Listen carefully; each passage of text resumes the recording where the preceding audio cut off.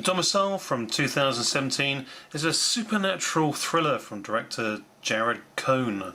A promising setup of an older style American home with a house looking like it holds a dark secret or two from decades past has the attention-grabbing interest factor here, but the ghostly tale, however, fails to take that visual trigger to the point of shooting this movie anything beyond that of in its own foot. We are introduced to Estella and Russel Brody, a 30-something couple expecting the birth of their baby. Now, Estella is evidently heavily pregnant here with child, but Russel seems agitated and stressed in his persona.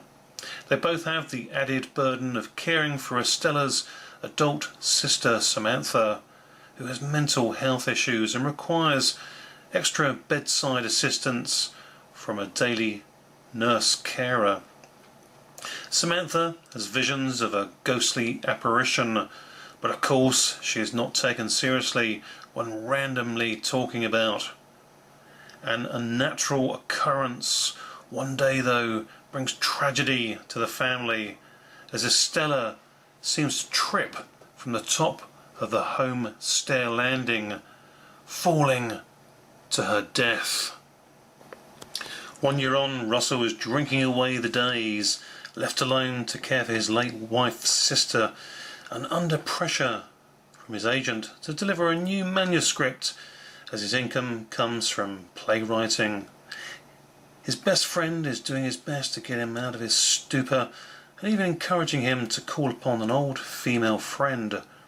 Samantha, meanwhile, is talking of twin babies still being in the house, and Russell is hearing noises from the baby intercom from the room he and Estella had prepared for the birth of the baby.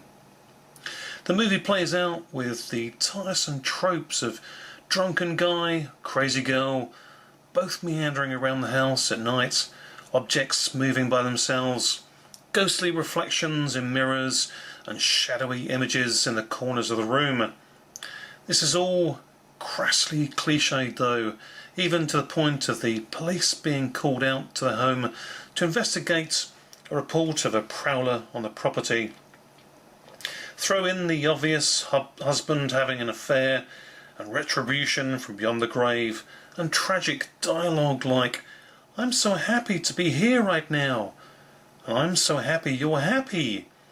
This will haunt you long after viewing, for all the wrong reasons. So much of the story is rehashed material and the rest is largely incoherent, most unforgivingly in the lack of cohesiveness as to the why and wherefore of the original ghostly apparition bringing about the fateful events at the start of the film.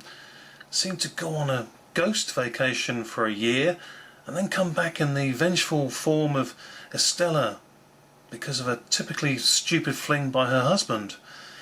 Even with such banality, there are a couple of bloody moments at the end of the movie, making good use of practical effects, but these leave a different kind of distaste, due particularly to a rather unpleasant and tacky scene that is straight out of a Serbian film school of shock beyond all else. Oh dear, not even half decent actors and a shot well enough good-looking central location with a focal point house can raise the viewing spirit here above a dowdy 2 out of 10. There is even a loose Shakespearean ghost connection underlying Russell's playwriting, but the true tragedy here is that sadly the Domicile is a mockery Macbeth for the mindless. Rather than aiming for a late to the party paranormal activity derivative, this may have offered something a little more entertaining, gagged up as a National Lampoon's Paranormal Activities. One thing for sure is that horror has not found a new home here. Thanks for watching. Bye for now.